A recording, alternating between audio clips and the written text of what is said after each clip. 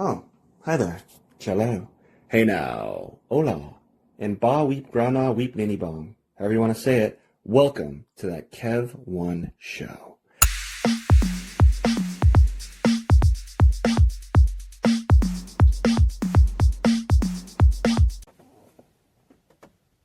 Ooh, it's spooky season, friends. A time when nearly everyone, for a night, becomes someone else in a costume. They become something else. Well, today's guest knows a boatload about channeling other characters. From stage to screen, director of It's Only a Shadow, and from the #1 Amazon Prime series, Gen V, Daniel Reale, welcome to the show. Hey, thanks for having me. Oh, man, yeah, of course. Man, yeah. You've just been on fire lately. I mean, the #1 show on Prime, like I just said. You're directing in Canada. Man, you're on both. You're burning the creative wick at both ends, as they say. Yeah, trying to keep busy. Man, what's like the most exciting thing you have working on right now? Would you say? Oh, right now, I mean, it's sort of it's auditioning season, so I'm auditioning a bunch. But I'm doing a musical in the new year, and I'm sort of in prep mode for that, so that's fun. Oh my gosh. Like musical, and are you directing this one, or are you acting in it, or what? I'm acting in it. It's my first time acting in a musical in, so I want to say like 10 years. So I'm excited. I'm really nervous. It's a new Canadian musical that they've done once before, but they're like workshopping and prepping for this sort of pseudo new premiere of it. So yeah, I'm really excited. I'm nervous, but I think it's gonna be a lot of fun. Oh, very cool. And people are gonna have to get tickets for it, or is it gonna be like shot as well and premiere anywhere? No, yeah. If you're in Canada, it's in Montreal at the Seagull Centre. It's a new show called Grow. And I'm hoping the show has lots of life beyond this production. So we may see it down in the States. It's the same producer as Come From Away, which I don't know if you know too much about, but it was on Broadway a little while ago. Yeah. So it's I'm hoping it has some worldwide life, but yeah, for now it's up in Montreal. So if there's anyone who listens who's Canadian or lucky enough to be up there in the beautiful Great White North. Yeah, that's it. So yeah, that'll be in the new year. Yeah. Oh, that's so awesome. That's so cool, man. Like, yeah, I love Canada. I've only been to when I was a kid. I remember I went to Victoria, which was so great. Cool. Yeah. Oh, yeah. BC's a gorgeous place.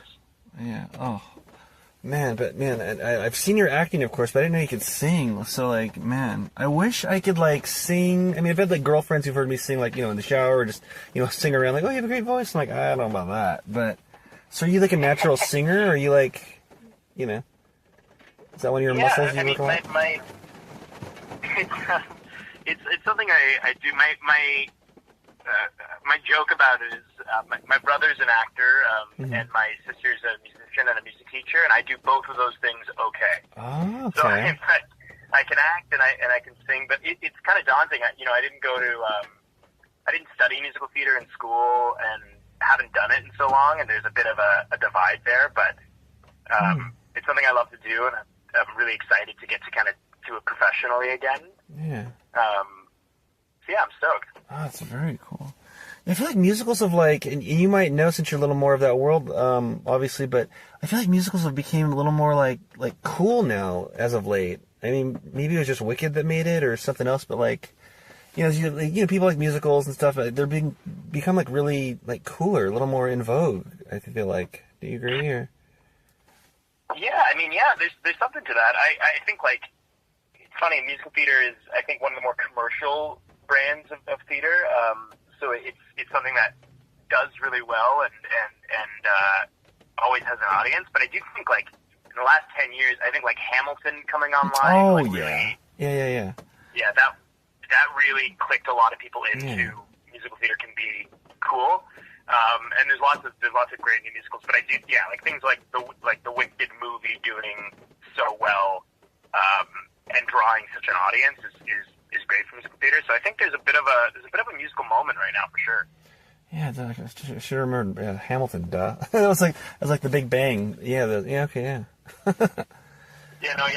Hamilton really, I think, just locked a new generation into musical theater, and opened up the conversation for it's a new style of musical, a new style of sound.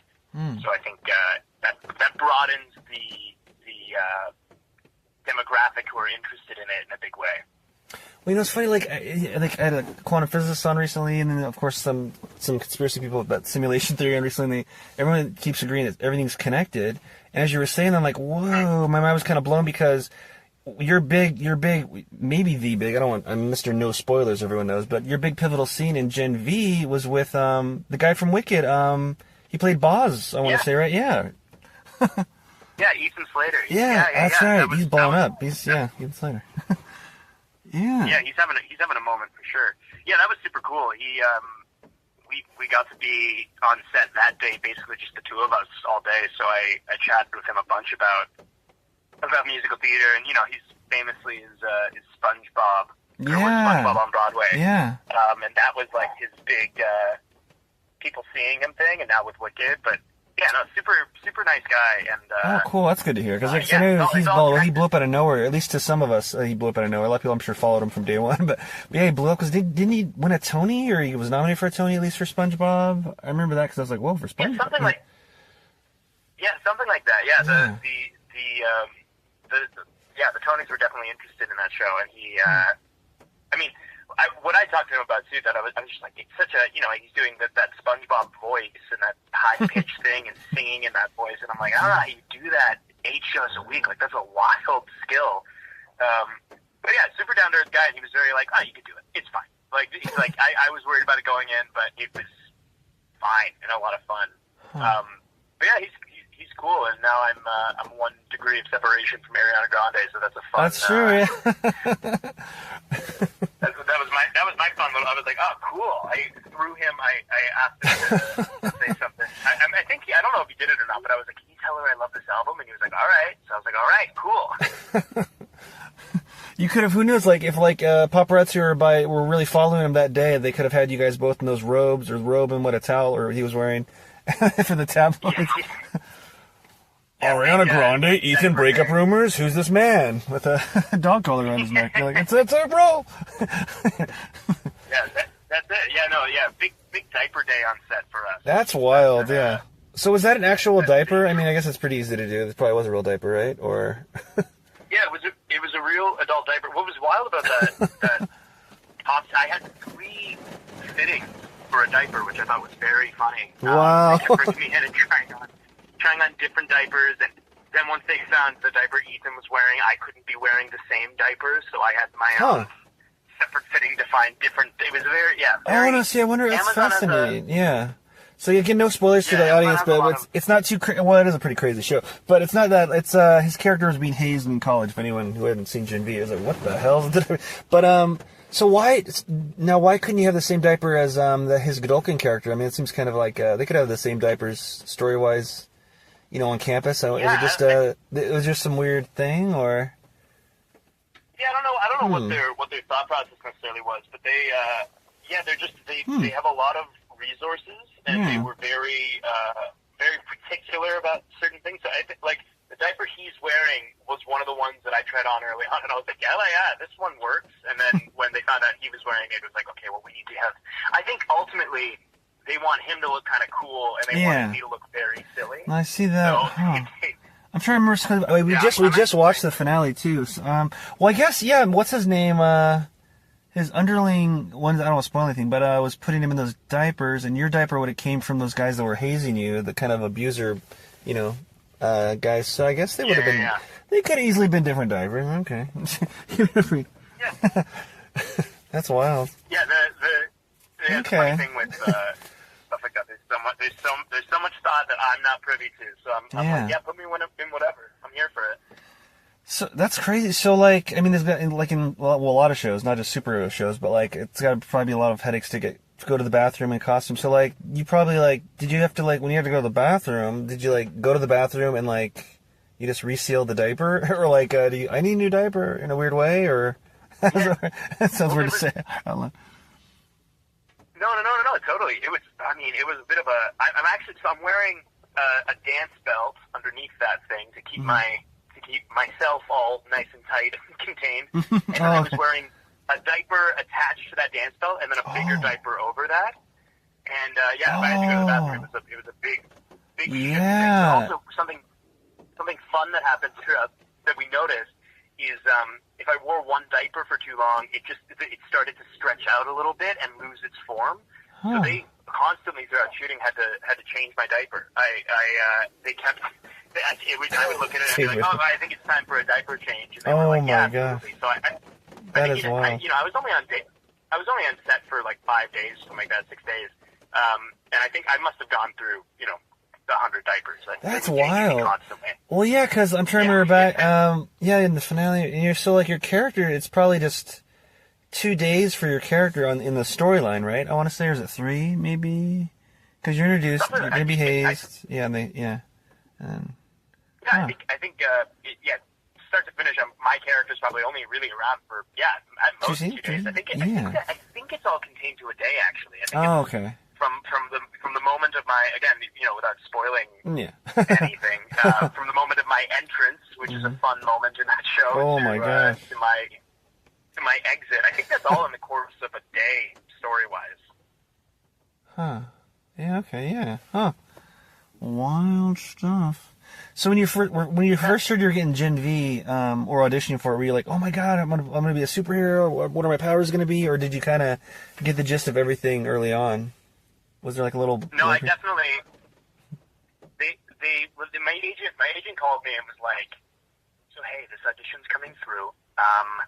Are you okay with this? Because in the writer, not the writer, pardon me, in the audition breakdown, I had to be comfortable with not only being in a diaper, but it was like full frontal nudity, like all these things that I had to maybe be okay with. And I was like, I wouldn't do this for a student film, but I'll do it. Yeah. So I knew kind of going in, I'd probably have a bit of a silly something, really out there. But I didn't really know sort of what I was doing, and I think I was a bit like, again, no spoilers, but I was kind of like, this is great, maybe I'll come back. Like, who knows what they'll do with me? And then I got the script, and I was like, okay, cool. It's very, it's contained to this episode. And my powers are very dumb, which I knew from the audition. I knew that my character had a very dumb power. But it was a blast. Like I really, going in, I was kind of like, I get to be. Even before reading the whole episode, I was pretty sure that I'm comedic relief of what this episode is. And then getting to be there and watching the episode, I'm like, it's a lot. It's building to that finale, so there's a lot being uncovered, and all the actors are in a really serious mode, and I'm just running around in a diaper being silly. So it was super exciting, but also like I came in knowing my role was to be kind of dumb, and that was going to be a lot of fun for me. And honestly, just kind of low stakes. I'm like, if I had to do something more pivotal in terms of being a soup or having power, I think I would have been more nervous. But I was like, I'm coming in to be silly. I can do that. That's easy. Yeah. So I had a blast. Very cool. Man, it's just a bummer we didn't get to see like the actual power, like the feet, hands, or something like that, or him kind of climbing upside down in a dorm or something. But yeah. Yeah. They actually there's a line that they cut that I thought was one of my favorites, but I seeing the cut, I'm like, I get why that's not there. But you never got to see the powers, but I did do a demonstration when I explained what they are. There was a line that was something to the effect of like, and technically I can use 4 iPads at once, and I showed what that would look like, which was very silly. Yeah. Tom Schnaz, who wrote the episode, I think just was having a blast watching me run around in a diaper. He wrote and directed that episode. Oh, cool. And he was, so I think he was just very giddy to see me do dumb stuff. And he's a cool, when I booked it and I saw that it was him, I was like, he wrote something like 13 episodes of Breaking Bad, directed an episode of that, wrote and directed a bunch of Better Call Saul, The X-Files. Like he's got a resume, and I had a blast just being like, okay, cool. I'm really excited to work with you. I'm super excited to pick your brain on things. And he was very, very gracious with that. Like, we talked a bunch. But at the same time, I was like, I'm really excited to come in and just do dumb stuff for you. He said, okay. Man. When he said he had the 4 iPads, I almost wonder if his character was based kind of off Beast, because I know Boys is pretty much like a parody of superheroes. I mean, it's serious and everything, too, and very adult, but maybe he's a Beast dog, because, Beast from X-Men. I feel like Gen V's kind of X-Men-esque, where the Boys is kind of more Justice League-ish, or, well, yeah. Oh, man. Yeah, no, totally. I think that's definitely what they're doing. I think I think I saw someone say that where it's like Beast's powers and the Cypher character and the Godolphin character kind of like evil Professor X. So no, I can definitely see that, especially with the training and stuff. Yeah. Exactly. That seems a little fun parody on I think Beast and Professor X, which was fun. It was again like joining a world like that that has such a fan base and is so fleshed out is really fun because you can kind of put a lot of trust into it. And I was like, yeah, I'm playing a dumb version of Beast, and I think that's a blast. Now, what was your prep for that character? Were you just memorizing lines and like just kind of trying to keep that vibe, or were you method at all, or yeah, you know what I mean? No, I mean for this it was really I kind of just rolled up. I was like, I know the vibe of this character is sort of like frat boy wannabe, and what was fun prep wise for it is like trying on all the diapers and going like, okay, this is what I'm gonna look like in a diaper. That's good to know. Yeah. And also letting myself be wrapping my head around the fact that I'm like, on some shows I get to look handsome, and on some shows I look silly, and on this show I was like, I'm gonna be greased up in a diaper, so I'm gonna roll up and just kind of leave my ego at the door. Yeah. So that was a lot of my prep work was just me wrapping my head around being comfortable in that position. You didn't watch Animal House and Old School in the meantime on the days before it? Which college? That's exactly. I just watched celebrities I admire looking dumb, and I was like, okay, cool. That's I can feel vulnerable. I can do this. Man, yeah, it's so. It's it's funny. Like, I've had so many different kinds of guests on the show. It almost feels like the more big budget something is, like the more there's moments like that. It feels like the more little like alternative and $40 film festivals, people have more control. They're wearing their own clothes a lot of the time, and then like a lot of these big budgety things, like you're uncomfortable, you're almost naked, or maybe naked and pixelated nudity, or like in fact I had Jessica Clement from Gen V on the show as well recently, and she had the whole tail thing. She wears a bunch of Spanx underneath her normal clothes for the tail and everything. It's like it's pretty wild. Yeah, you're doing something on that scale, and again, it's like it's painstaking. The kind of prep that the team does to making us look dumb or look great is it's pretty exciting. But being a little cog in a machine like that is when you're doing a little indie thing or something, it's like you have way more agency, I'd say. Like on a show like this, I'm like, it's not up to me if this looks cool. Like it's like you guys I get to relinquish a lot of control, which is really, really nice. Yeah. Well, yeah, you did a lot with that character with like kind of not a lot of screen time, like when you were like, I think he said something like, and he said something, like Godolphin said something like, what are you, the 10% bottom, percentile, and you're like, actually 2%, and you see like the life kind of go from your eyes, it's just like, kind of fell for him. No, I appreciate that. Yeah, it's again, like small track like that, but just so much fun, and working with a bunch of really, really talented actors and really, really talented crew. It's like really, really exciting, and I kind of want to make the most of everything I do, and I have a bit of a personal challenge for everything I do. I'm like, I want that to be the new best thing I've ever done. So working on a show like this, I was like, okay, I don't have a lot to do story wise, so let me try to just milk as much of it as I can and make it as fun for me. And luckily, Tom, who was directing, was very open to letting me kind of mess around. It's funny, I did a lot of ad-libbing, and almost none of it made it into the episode. But I was given a lot of freedom to kind of play and make it my own, which was really, really nice. Oh, awesome, yeah. Huh. Man, yeah, with the whole dog collar. Was that like one of the most intense things you ever did, or no? I know you've done a lot, but...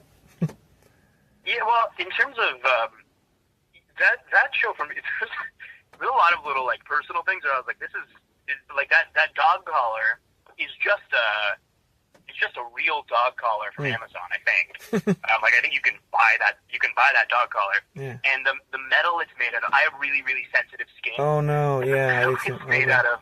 I just had this insane rash on my neck, like the entire time we were filming.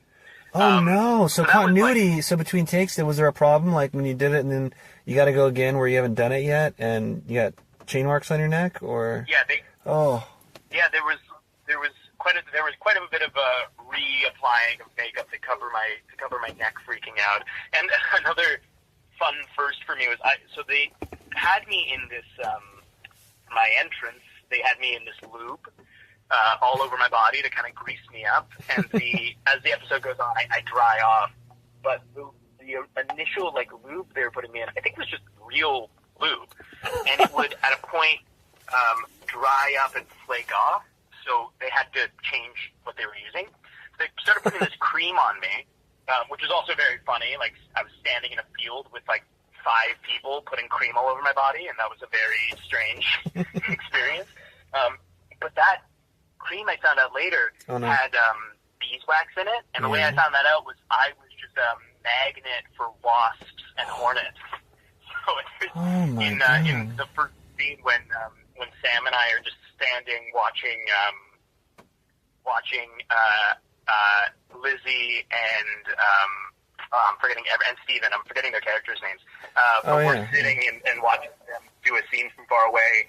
I just kept looking down and having wasps crawl on me, and I was swatting them away, and then I was kind of like, okay, I just won't move, and it'll be fine.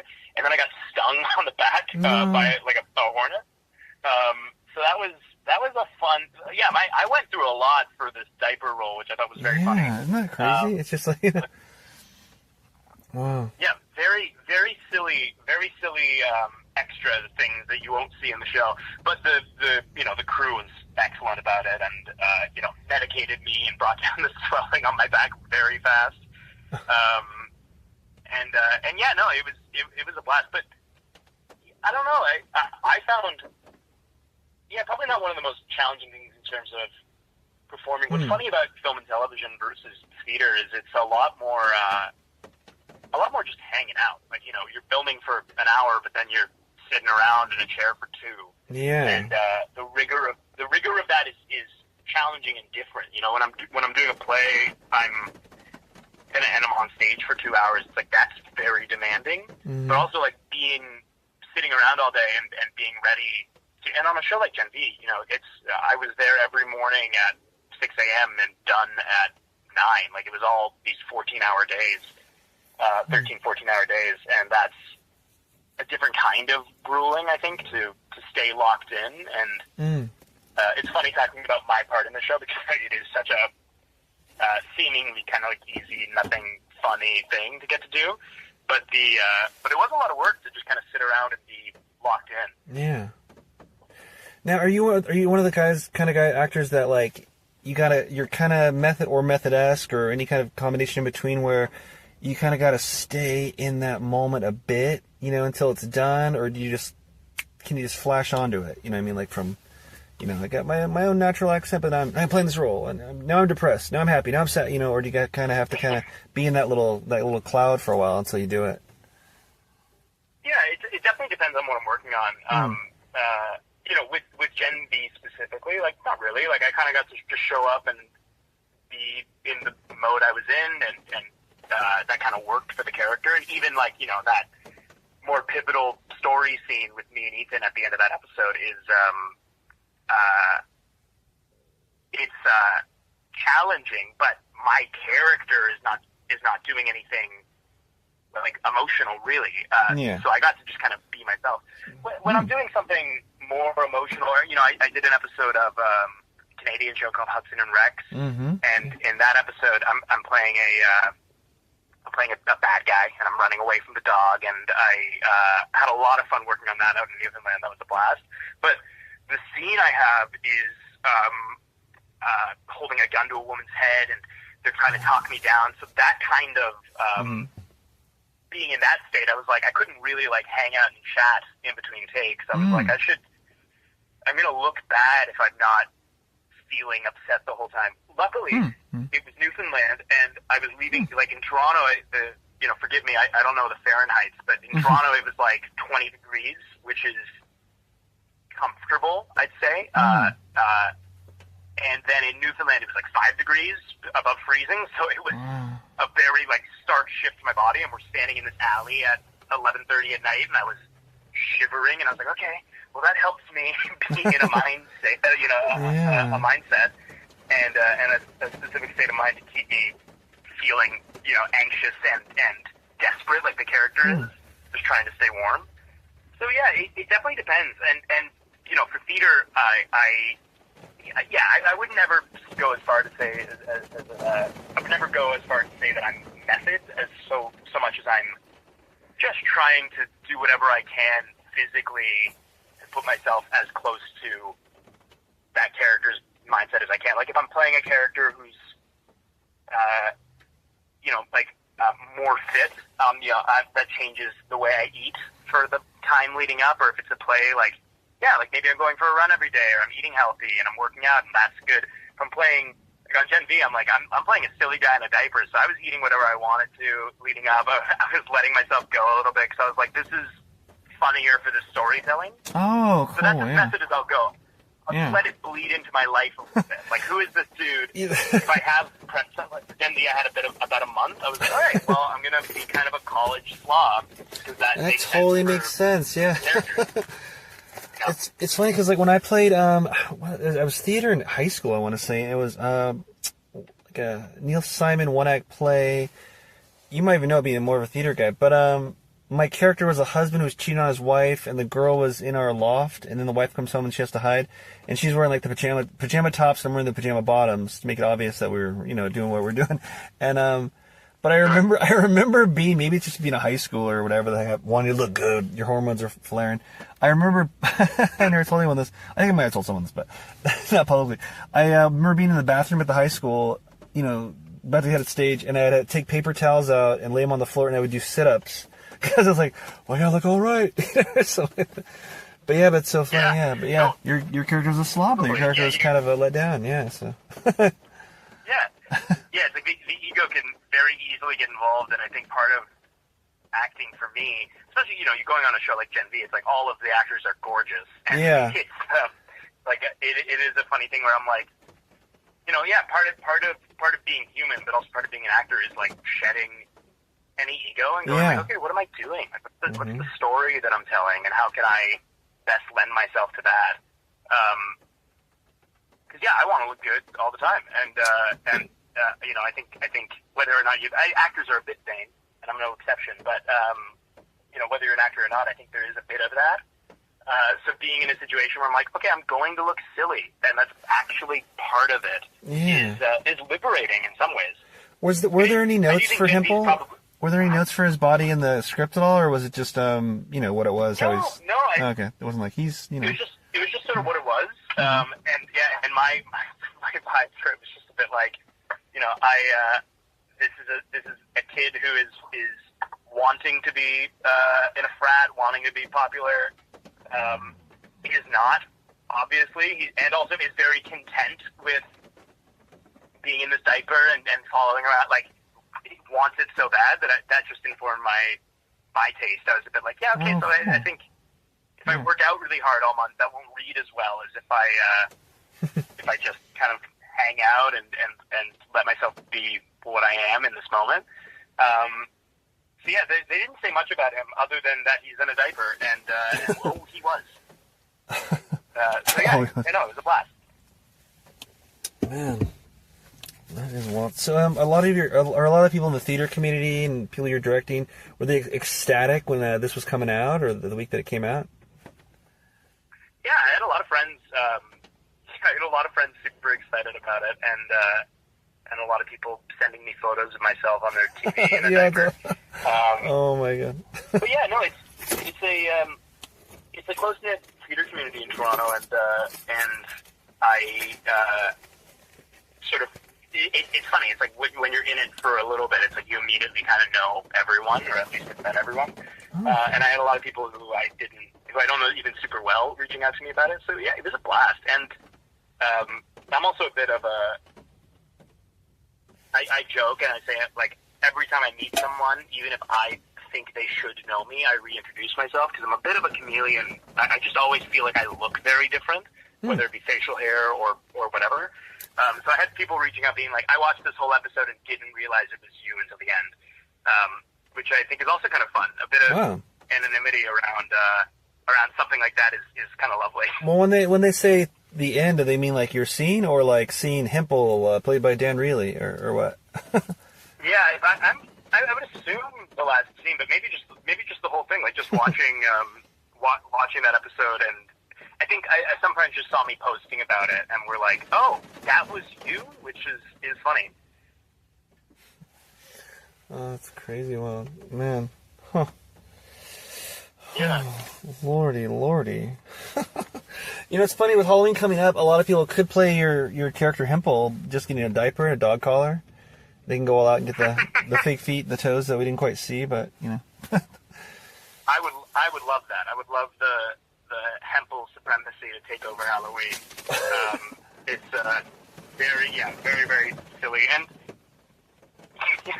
again, it's cool to be a part of something where people like it and love it. And again, for something that in my eyes is a bit of a bit part and very silly, like there's some fun. Somebody sent me like some fun fan art of me, which I thought was cool. Oh wow, and, very cool. And I saw like a little account made some posts about it. So I'm like, that's fun. I'm like, it's fun to be in the zeitgeist. Yeah, and that's like the dream. Like I've always wanted to be an actor. I'm a comic or OG comic geek, so man, that'd be like, oh man, yeah.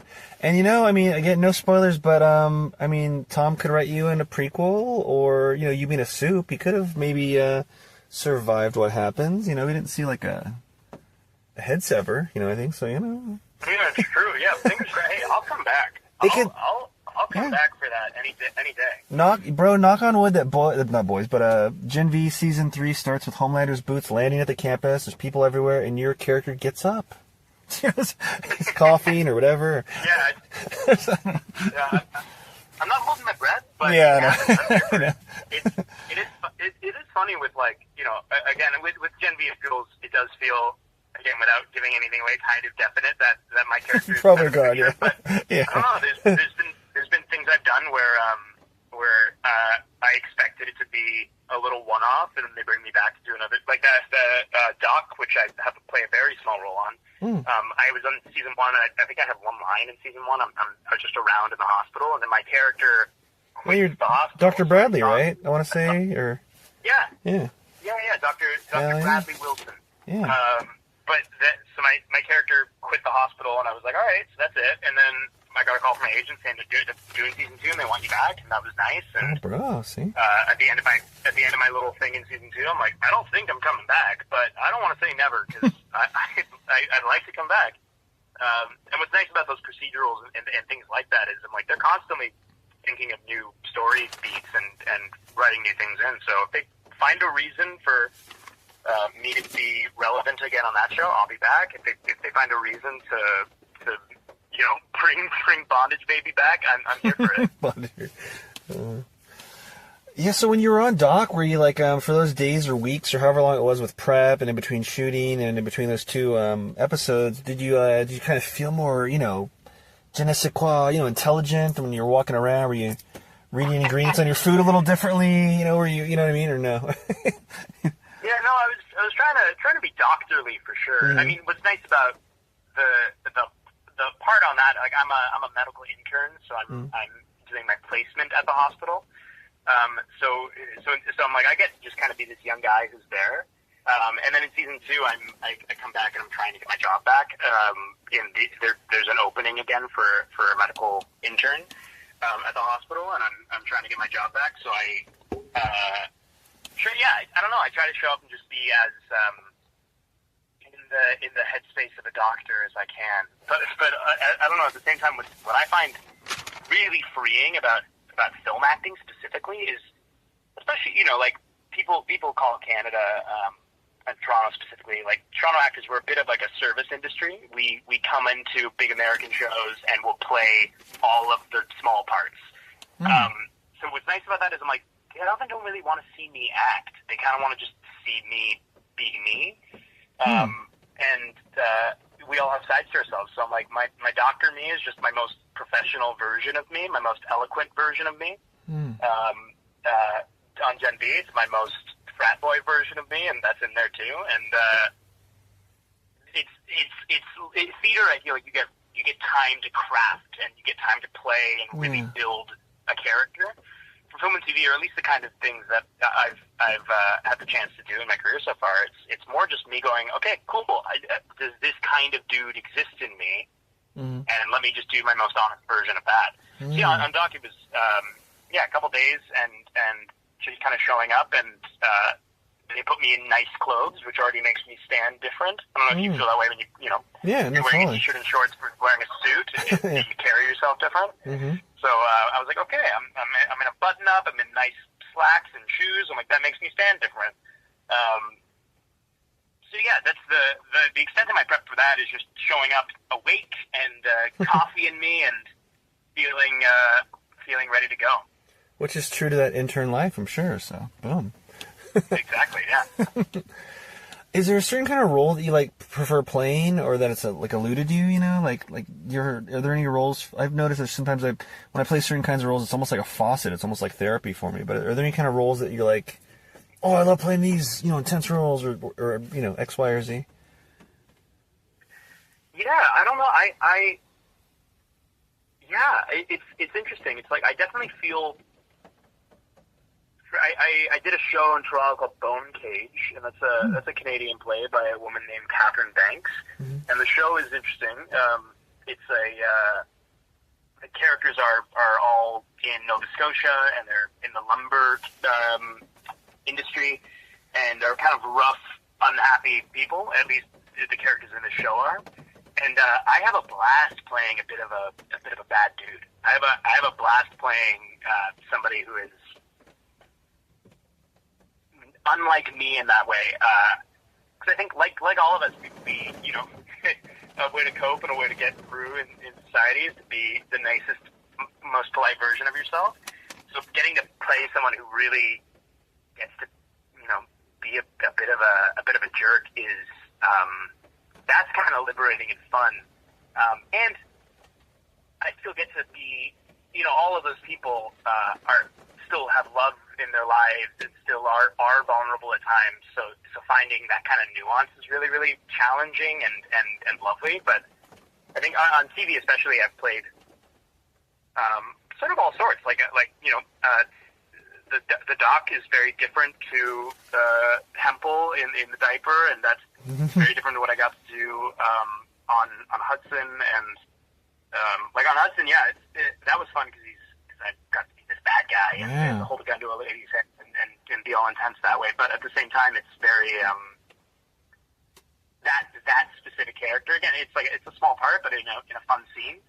And he has a son and has all this love for his son and is doing what he's doing because of his son. And I'm like, okay, cool. I can empathize with that. Yeah. And that's a lot of fun for me. But truly, I'm like, I'm kind of open to anything. I really love to challenge myself and play different roles. And what I think is fun about theater is I get to walk in a room and audition and convince people I'm a certain way. And I guess you're doing that for film as well. But with film and TV, it's again right now in the age of the self tape. You're doing some in the room stuff. Some callbacks are in the room. Some stuff is over Zoom, but a lot of it is just me in my apartment with my phone filming myself on a backdrop. Yeah, isn't that wild? Huh. So you don't get the same opportunity to kind of you get to let your work kind of speak for itself. You don't get the same opportunity to introduce yourself. So I have a blast in theater getting a chance to kind of hype myself up and convince myself that I can be this kind of person, and then go in the room and get to do that. I think is a blast, and is one of the reasons I'm an actor. So you get to be a bunch of different people, and I've always been bad at committing to a job, to a lifestyle, and I go like, okay, well, I don't have to. I can be anyone I want to be, which is exciting. So in that respect, would it be almost like a blessing and a curse if you got like a role on a series where you had to play the same person for years, or would you be like, I got to play other roles on my my vacation time off, I got to play a different role in a movie, or would you just like, okay, I could play this lawyer for 5 seasons on this new show, or? Yeah, I mean, I think both. I think like I'd love to. I'm hopeful. I'm pretty early in my film career. I've been very, very fortunate to start to carve out work for myself and have people notice me, and that's been really, really lovely. But I'm in the grand scheme of things, I've really only been acting 15 years. I've been doing film and TV for 2. So I'm like, if a series regular on something like that comes, I'm definitely going to be stoked about it. Like, that's a blessing. But I do think variety is the spice of life, and is also the spice of why I do this. But what's also nice about even if that were to happen, that means at most 3 months, 4 months of the year I'm doing one thing, and you get the rest of the year to keep doing theater, to keep doing things that. The kind of the cliche with film versus theater is film is financially the right move. It's a better supported industry that way. But theater kind of feeds the soul, and theater's not going anywhere, and it's always it's only really ever a month or 2 commitment. So I can always pop into different people that way, and on TV, I'm like, if I'm playing myself or a version of myself for years, I'm okay with it, because that's still challenging and vulnerable in a different way. What would you say are some of the major differences, like internally for you when you're acting on stage as opposed to film? Is it like, if you're doing like the same type of role, do you think like it's almost like different brain activity? Are you emoting different? Is it like a different like energy? Yeah, definitely. It's I think the main thing is it's just audience side.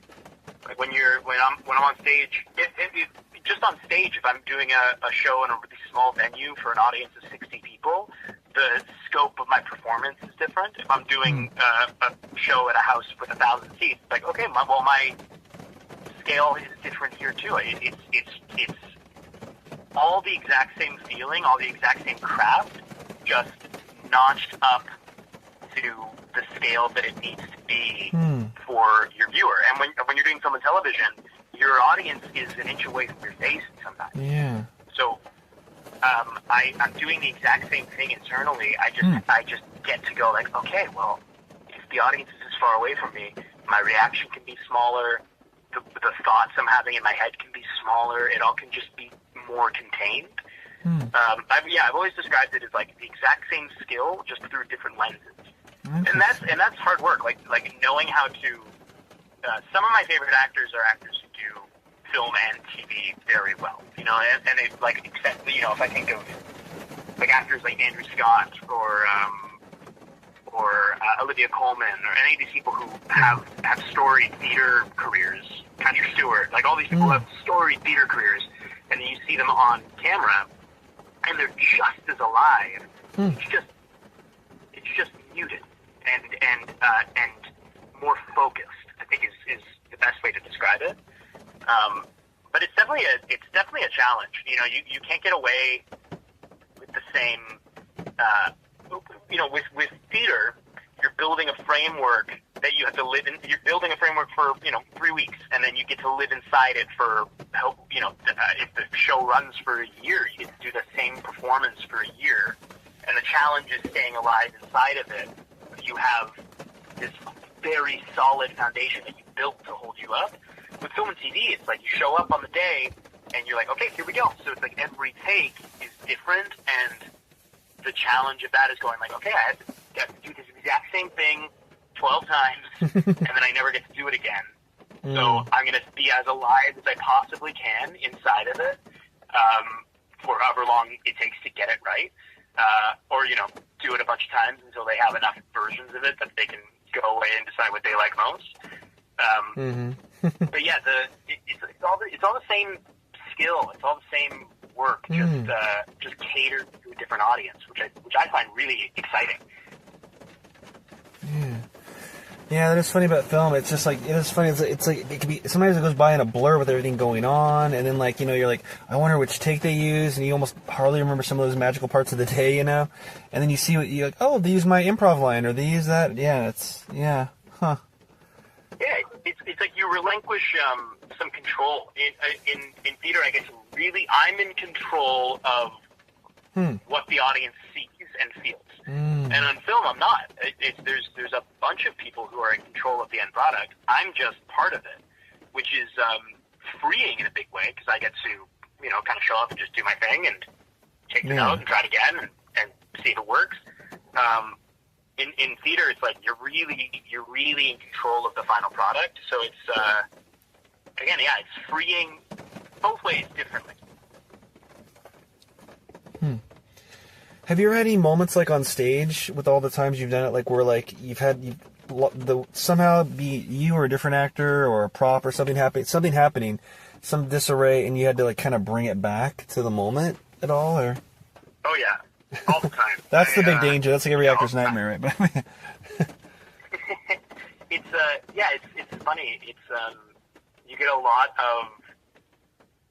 lot of stuff that happens. I've done a lot of different styles of theater. I when I was really young, I was doing theater for young audience tours. So I would rehearse a show and then take it into gymnasiums all over the province and perform for schools that way. And that's fun because we're performing for kids. Lots of things go wrong, and lots of stuff happens. And we had a show where a kid ran up on stage and interrupted us, and that was like, how do we possibly get back? I was doing a play last summer, and normally I'm very like water off my back. If something goes wrong, it's fine. I'll find it again. I'm practiced enough that I trust that it'll be okay. But I was doing this show, and I had this. It's a war play. And I had this monologue where I'm up on a horse and I'm describing all this carnage around me, and I skipped a huge section of it. And I didn't realize I skipped that huge section until like 3 or 4 lines later. And the section is important because I'm about to announce that, like, I describe a sergeant of mine getting injured, and the next scene is me holding him while he's dying. So I'm like, the next scene can't happen unless I say that. And I was panicking because I was like, I don't know how to say it now. I've really gone over it.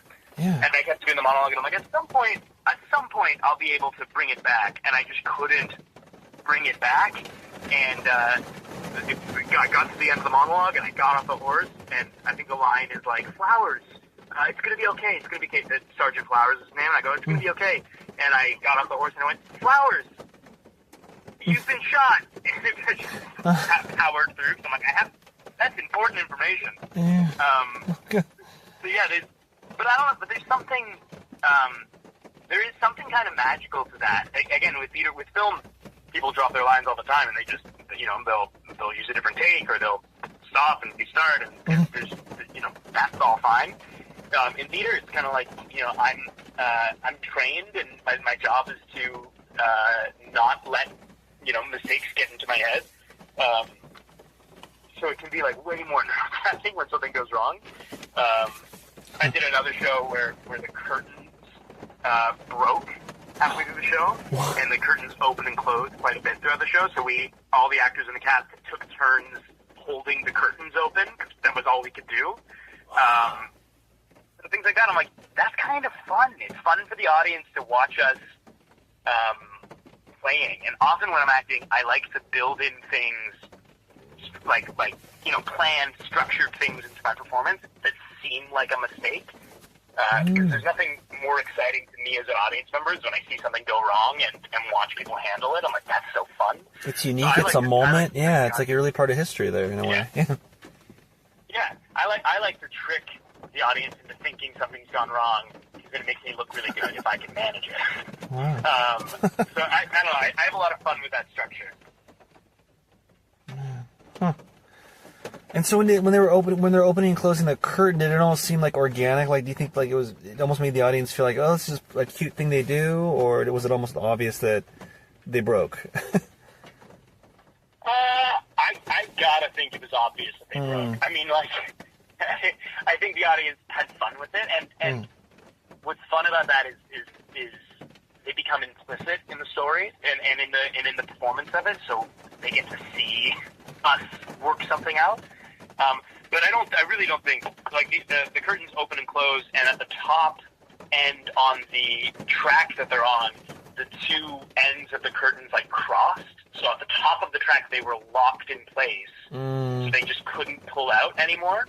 So I think the audience watched that happen, and they watched us struggling to figure it out. But, you know, the old adage, like, the show must go on. Yeah. So there's, you know, it's kind of like, that's a unique thing to theater versus film and TV, and I find it, as an audience member, exciting.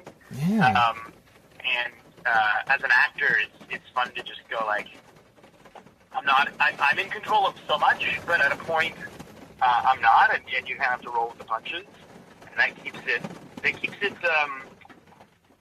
you know, I say this all the time with theater specifically, where people call it a dying art form, and I think we live in an era where, maybe this is just me, but I watch, you know, I'll watch a movie, an Oscar-winning movie on Netflix on my phone, an inch away from my face.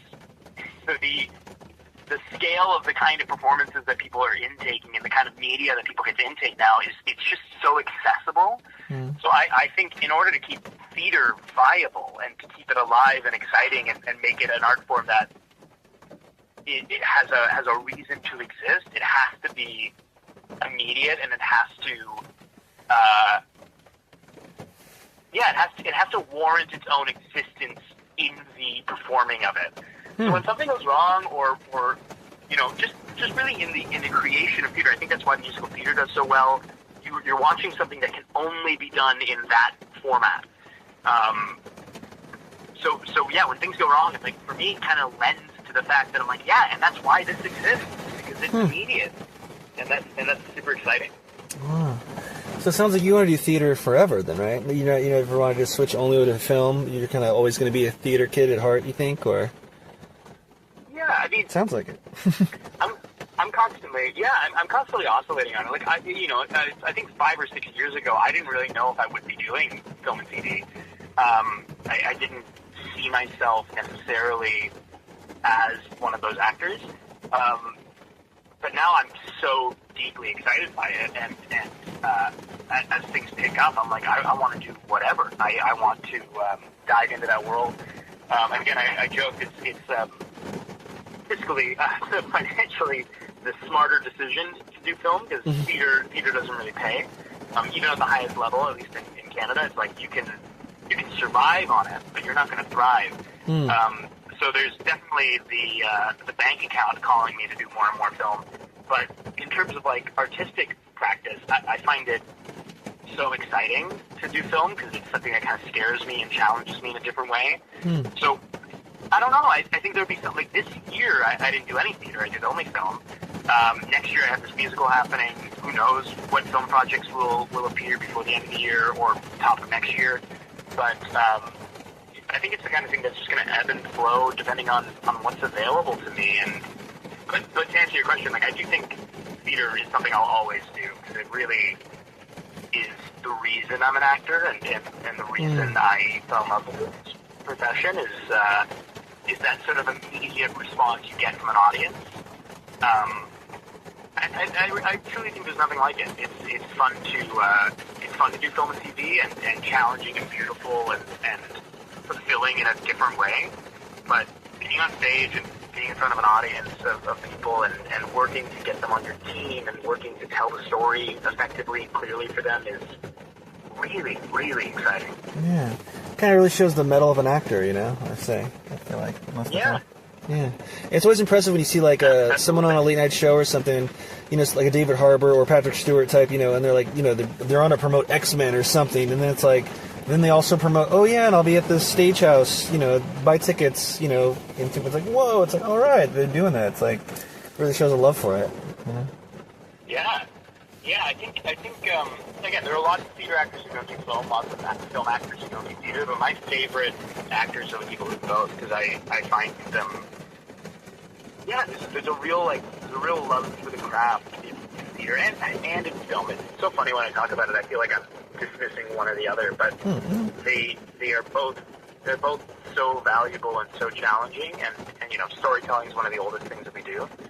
But it's really cool seeing actors at every level support theater and involve themselves in theater. It's just thrilling to watch. Yeah. No, yeah, I mean, both are so important. Yeah, I mean, like, for example, one of the things I was saying was, we were debating this the other day on the show, and like, one of the things I love about film, on the film side, is it is the exact vision of the director, that you're seeing. It's almost like storyboards, like a comic book or something like that. It's like, okay, that's the shot, boom, boom, boom. Everyone who's watching this and experiencing this is at least getting the same angle, and they're getting that visual story. But then there's theater, like you said, so many unique things. It's more of like I guess to use a video game term, more open world, depending on your seating that you're watching it from and stuff, so... Yeah, I mean, there's something from both. Yeah, absolutely. Yeah, it's different every night, and the director is accounting for that in some ways, and so much of it is locked in and rehearsed, and you're presenting a very specific thing. But you're right. At the same time, it's like I'm watching a show and my eye drifts to somebody in the background. It's like, okay, cool. Like that's maybe I'm missing. Or you see a show twice and you're like, oh, I didn't see that they did that. Like, it's kind of fun to have that bit of a reverence in the art form, Yeah. And there's that it factor of the actor, the person, the character, so to speak, really being there physically, you know what I mean? It's like, seeing the wrestlers in real life at the Coliseum instead of watching SmackDown at home, Exactly. Yeah. You're right in the room with them, and that's whoa. Again, that's there's a magic to it, Doesn't go away. I don't think it will. I feel like it'll always be here to some extent, for sure. I feel like, It keeps proving itself valuable, which is really nice. Because it is. Yeah. It's a. Again, one of the oldest forms of storytelling is theater. But I think what I think is super cool is like going to speaking of Toronto, the Jays are doing really well right now, and they're in the World Series, and I caught a game, and it's cool because you go into the Rogers Center here, and that's Coliseum, like that's modern day Coliseum stuff. Wow. You go in and there's thousands of people all on the same wavelength, all cheering for the same thing, and that's exciting. And you go see a Broadway show, and it's the same vibe. It's like without getting into religion, it's like there's a type of religion to groupthink that I find really, really beautiful and interesting. Like just the coming together, being in a room, and being on the same energy level is uniquely human, and something that you get from being in a theater watching film, being with your friends on the couch watching a show, or being in the theater watching a live play. I'm like, there's something so deeply human. Or going to a music concert, like anything like that. It's deeply human and kind of indescribable. It's like we thrive and we crave that on whatever level. Some people think they're not into theater, but they'll go to a Jays game, or they'll go to see a basketball game or something. And I'm like, for me, that's the same thing. It's the same level of community engagement that's deeply important. And you're watching a story of the game. You're watching it live, and it's not set, but or is it? That's exciting. Or is it? We can get into that. But yeah, I find that super beautiful. That kind of like mob mentality can be such a gorgeous thing when it's all directed at even when your team loses, it's not a bad thing. It's bonding in a different way. Yeah, when there's so many people in the theater watching you, it's in the end the Coliseum. It's like kind of like a religious experience. You almost know that like the same believers are all there. You know. Mm-hmm. Yeah, it's very again, yeah, just deeply human, and I it's funny when people talk about the being an actor and if that's a worthy cause versus being a doctor or a firefighter or someone that helps people or even being a banker and handling people's money, like all these quote unquote worthy causes in life. But I think being an actor is, for me, it's a necessary, beautiful part of living, because we crave escape and an opportunity to tell stories and listen to stories and be transported to other places, and you get that. Think of Gen V. Think of things like The Boys. It's like you're watching ridiculous gore and superheroes and violence, but it's escape, and it's these very poignant human stories just on a massive level, and that's something that we crave. Mm-hmm. Humanity needs that release. They need that that faucet, or exactly. Or things would be even worse. Yeah. So yeah. If we don't come together on things that aren't important, quote unquote, like all agreeing that we like a show or disagree or whatever, we I say this, I think this is true of most Western societies. Like, we're moving away from religion being like the cornerstone of community. And sorry, I'm talking about religion on this podcast, but we're moving away from that being the cornerstone of our society, and going to church once a week or whatever. And we have to go okay, well, what do we lose as a culture if we're not coming together and agreeing on something every once in a while?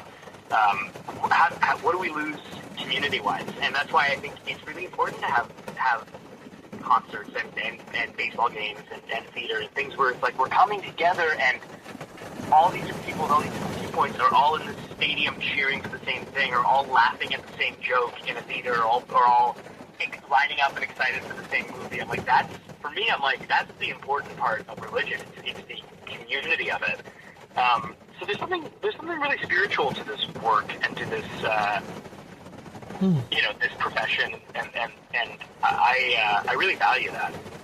And maybe I'm creating it a bit for myself, just my own narrative. So I see that. No, I totally do see that. Yeah. Yeah, beautiful stuff. Yeah, people do really look to it as not a crutch, but as a comfort for sure. Absolutely, yeah.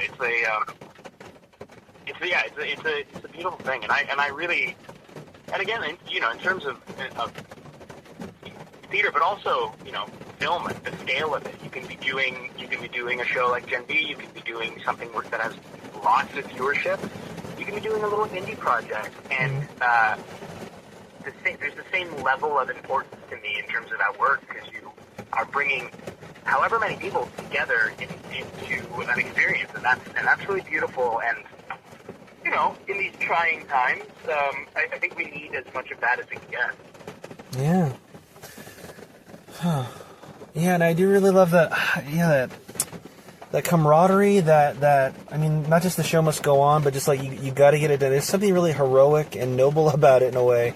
When it just, no matter what's happening on set, your curtains are breaking at the theater. I mean, you get the muddy shoes on the set of this or that. Is this lube working? You're allergic to the metal on Gen V, around your neck. It's just like, it just doesn't stop and we get it done. It's almost like we're having to build reality in it's getting built no matter what. Kind of, it's wild, Yeah, exactly. Yeah, it's again, yeah, show must go on, and that's true for all of life. It's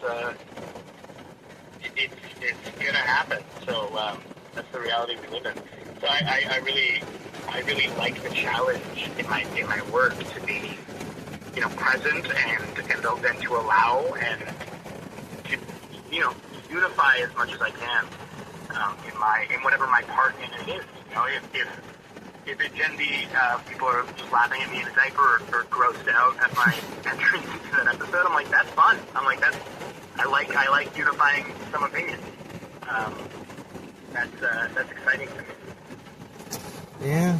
No, but I did a lot of moments. Like I did this show Operation Repo, and I remember the audition went great. It was an improv audition where, you know, I don't know if you've heard Operation Repo, but it's like Cops, but it's Repo Man. It's supposed to look realistic, you know, and with the repo people and stuff. Right. And so did the audition. It was something that had me and this actress, and they told us different stuff before we came together in the scene. So they told me, like, you just found out she's cheating, and then after a while I'm going to give a signal. That's your car's getting repoed out the window, so you freak out. You know, so we did all that. It's great.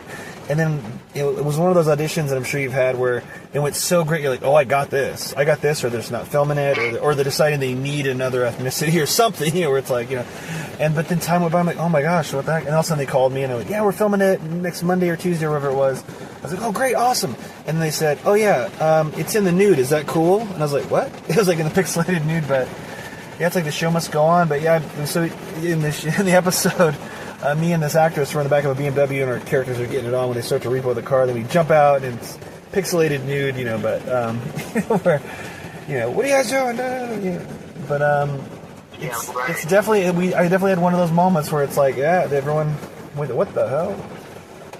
But yeah, absolutely, it's shocking moments. Yeah. Yeah, it's really funny what we get asked to do in this job. But again, that's where like the ego has to go. It's like, yeah. You know, we have agency. I'm like, if I'm not comfortable doing it, I won't do it. But at the same time, it's like it is fun to kind of shed your personal concern and going like, well, is this valid? Is this worth it for the story? And that's really, really fun. Yeah, I mean, it really does show that it's stuff like that where I realize, like, yeah, this is what I want to do. I'm willing to just do this. So yeah. Yeah. No, it's a silly job. It's a really fun job, but it's I don't know. It's very dumb. It's like what we get to do is playing pretend on a high level, and that's such a gift. It's so lovely. It's really a gift that we never lost that from being children. We never lost our imagination. So yeah.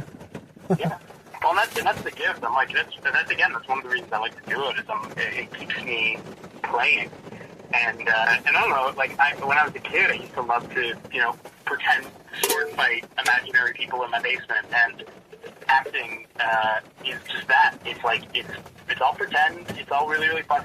You know, when you're doing a show, there's cameras everywhere. It's very silly to be doing something especially intense, and there's a camera an inch away from your face. It's like it's all pretend, and having that license and that agency to play like you're a little kid is it's so freeing and such a gift in a profession. Yeah. Yeah. What was your it moment? I remember when, I mean, I think I might have been doing plays already, so I think I knew I wanted to act, but I just remember being on like playgrounds and you're pretending you're, you know, Optimus Prime or Lino or whoever, you know, and then I remember playtime was over, you know, recess was over, but in my mind I was still Green Arrow or whoever I was pretending to be during recess, you know, internally, you know, not like I'm crazy in class, but like I was like, oh wow, so I just kind of knew there was that. I guess it's a form of method acting there, but I just knew it's just part of me that I'm an actor. It's what I am, you know. But what was your it moment where you knew, you know, you were an actor? Yeah, I always have a hard time answering this question because there's a bunch of, you know, like my older brother is an actor, and we're 14 years apart in age, so he's been doing it almost my whole life, and so there was a little bit of like wanting to be like him, I think, in what propelled me to do it, but at the same time, it was more just seeing him do it. I went like, oh, I can do that. That's cool. Like to know that that's an option. And I remember I was seeing a lot of theater when I was a kid, and I was really excited about that. And I saw a production of Hamlet by this actor Raul Beneja, who's a Canadian actor, but he's all over the place. He's in a lot of TV and stuff. And he does a production of Hamlet called Hamlet Solo, where it's just him on stage playing all the parts. And I remember seeing that show when I was a kid and going like, oh, I want to do that. like watching him like pretend to be 15 people was so exciting to me. And again, like talking about theatricality for the sake of theatricality, like it's a one-person show is about as theatrical as you can get. Wow, yeah. And watching something like Shakespeare, which really at the time felt really foreign to me, and I had tried to watch Hamlet, and Kenneth Branagh has a 4-hour film Hamlet where it's all the text. And I remember I'd seen that, and I did not know what was happening at all. And watching Hamlet solo and feeling like I knew what was going on was so exciting to me. So that was for me like the it moment was watching and going like, oh, I can like tell a story, and I can have people invested on the edge of their seat in something I'm telling. Was really, really exciting. And then so that's the more philosophical answer. But I remember I did a play when I was I think I was 10. I did a play at a local theater, and it was great because I got to miss a month and a half of school, and I loved that. Ooh, yeah. But all my friends in my class came to see it, and when I came out to bow, they all screamed my name, and that was really exciting. And I remember being like, that was the like, oh, cool. Like I don't know. I wasn't the most, especially in elementary school when I was really young. I wasn't the most popular kid. So having an opportunity to like show people what I can do was very exciting. And then seeing that Hamlet and going like, oh, not only can I get up on stage and have fun and be seen, I can affect emotion in people and tell them a story that's clear. All of that's really, really invigorating, and still what makes me want to do it. It's just getting up there, whether it be film or TV, and telling a story that can make people laugh or make people cry. I'm like, that's so fun and so human. Yeah.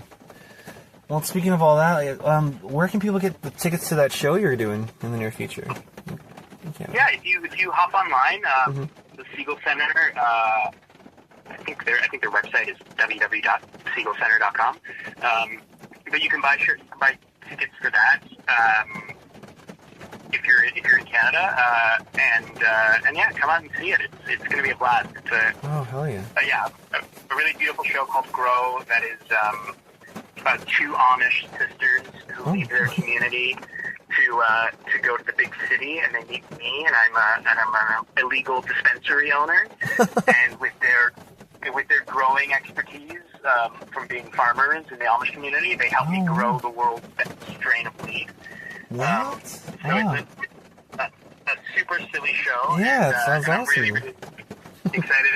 And the composer songwriting team that is Colleen and Akiva are some of Canada's most exciting musical theater talent. And again, produced by Michael Rubinoff, who is a really exciting producer and artistic director in Canada, who worked on Come From Away, which was, that has been all over the world. It was on Broadway, up here in Burbage for years. So I'm really stoked. And if any of the listeners are up in Canada, please come check it out. You'll get to see me singing, which I hope is a good thing. I'm sure. And Tom from Gen V might get a kick out of if he checks it out, being from Breaking Bad and X-Files as well. This Strain of Weed, unique title, storyline. Sorry, say that again? Oh, with a unique weed take where they know how to grow so phenomenally that with your character, it almost sounds like I could see it as a Hulu series. Yeah. I think it's going to be a lot of fun. I'm really, really, really excited about it. And Montreal is a beautiful, really beautiful city. We don't have too much, Canada, like American people, we're a young country. And Canada is much younger, and I love Montreal because it's one of our oldest cities in the country, and you walk around and in places it feels like Europe, and I'm just excited to go live there for a couple months and work on a fun show with talented people. I think it's going to be a blast. Oh, that's so cool, man. And you're living the dream. Trying, yeah, keeping myself busy, and again, I've been very, very fortunate so far in my career, and I hope it keeps coming. But one of the things I talked about is just like banking away good things, and doing something like Gen V was super exciting for me. And I'm like, okay, I got to bank away the good feeling, because this industry, I'm sure as you know, it is hit or miss. It's like there's times when you're working, there's times when you're not, and banking away all the times that you are is good. So yeah, to have something to look forward to in the new year is really exciting. To be auditioning and continue to put myself out there is great. And yeah, I'm living my best life. It's the best. The industry, like, it could be a fickle mistress, but no, you're killing it. You got the theater backbone, so boom, you're killing it on screen as well. Yeah, and you got this nonstop drive. So say if like it's getting kind of like roles few and far between for just whatever reason, you can almost create your own, especially nowadays with people making their indies and everything, and you have your own one-man show, I'm sure. So I think you're sitting pretty, and you're already Yeah, that's just it. It's like you got to keep. I know a lot of really talented actors who stop doing it because it's not clicking. And again, I've been fortunate that things have been clicking, but I think the real testament to your will is how you deal with the longevity of this industry and how long you can keep a positive mindset about it. But it's only good things right now, and I'm really excited for the future, and keep putting myself out there and seeing what clicks.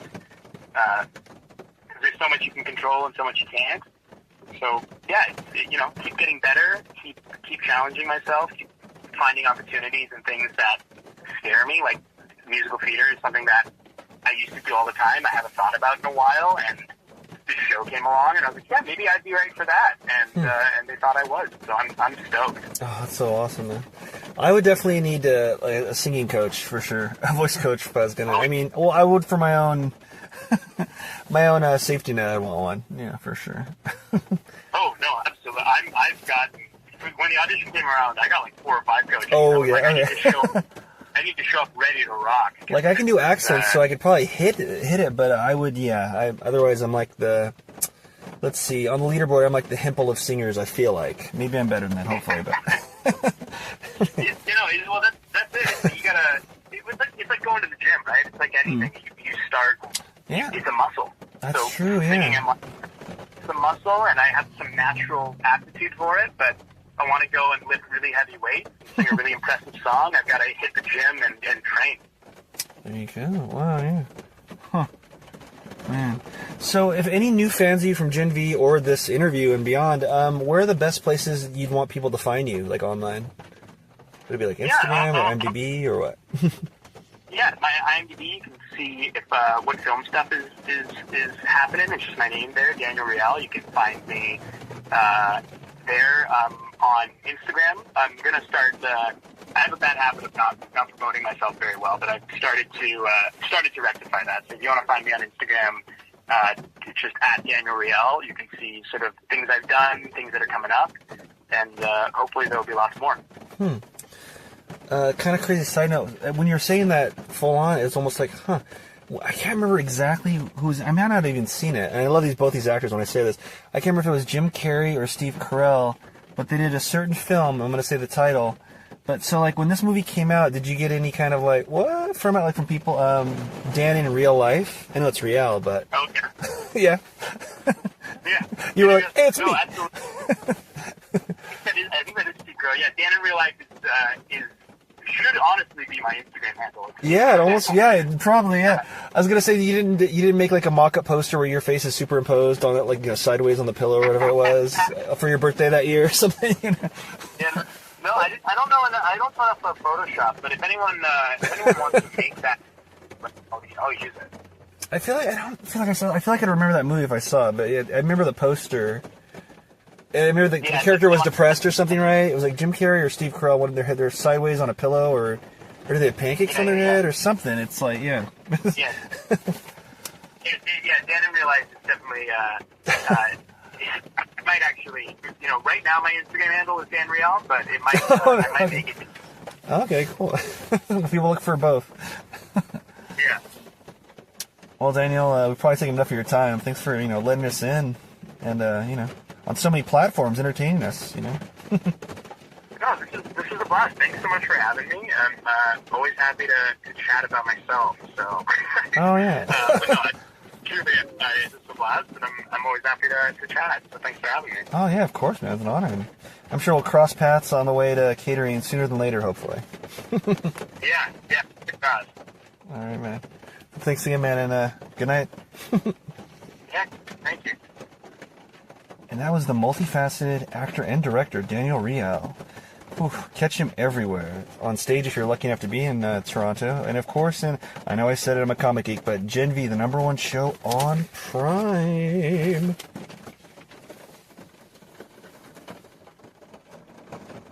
That Kev One Show is brought to you in part by T-Mobile, the Uncarrier. Well, friends, you could hear the rain coming down, I'm sure. It's a storm in here. And I ask you all to be safe this Halloween, so you can catch us, and our next bit of shows and beyond that we'll have in November. Well, I'm Mr. No Spoilers, but I'll say in November we'll have, let's see how I say this. Well, next couple of shows, a VIP behind-the-scenes report from the world of Christopher Nolan, and you may get caught in the web of Marvel. Oh, and much more. So, Excelsior and late.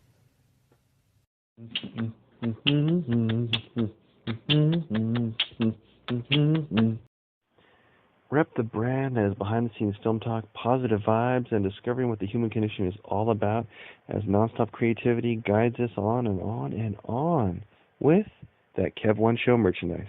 Now for sale at thatkev1show.etsy.com. That Kev One Show, spelled of course that KEV #1N show. Hey, you're a fan. You want to rep it. You know how to spell it. So get it today and glow with us. This portion of that Kev One Show is supported by Bohemian Dream Gifts, made with organic and natural oils that nourish and hydrate your skin. Man, I don't know if it's the weather outside or the gym that was killing my skin, because my right elbow on the, it itched like the Dickens, like I was becoming like the lizard from Marvel Comics. I think it's that machine where you put your elbow in and do the lifts, for the bicep. But I was itching my skin like crazy during, I won't say who because I don't want them associated with rough skin, with one of our guests here in the near future here. But my right elbow was getting ashy and coming up, getting red and irritated. Anyway, I used some of the promotional cookie dough body oil from Bohemian Dream Gifts that they gave us, and my skin, I'm not kidding, came back. I can vouch for that one. The cookie dough oil body oil, the cookie dough body oil brought my skin back to life like an Evanescence song. I'm not kidding. My skin is smooth and happy again. 100%. You can buy cookie dough oil on Etsy at the Bohemian Dream Gifts shop. Check out their other stuff as well, but that's one that I swear by now. And as soon as my promotional one runs out, I'm going to order some myself. So go to Etsy and visit the Bohemian Dream Gifts shop today. What's better than your favorite talk show? Well, maybe homemade delicious food, cold beer, or a drink of your choosing in a comfortable atmosphere. Well, look no further than the Boulevard Tap House for the world-famous fish and chips, seafood, all-around delicious menu of pizza, all kinds of food, wings, steak bites, anything you can imagine when you want to watch the big game or catch some live jazz if you pick the right night. Open 7 days a week. Go to boulevardtaphouse.com right now. I like to go to their Terwilliger Curve location. That's the home location for their not only their fish and chips, and they knew that they always used to give me Caesar chicken salad and wine. They kind of made jokes and made fun of me of that. My favorite food there now might just be the brand new Mark Kevin. That's a margarita pizza named after me. Don't know if they did it because I'm Italian or what, but I had it, and it is delicious and, dare I say, nutritious. Anyway, friends, go on in, have a great time. When you're there, you truly are family. No cap. Enjoy the Boulevard Tap House today.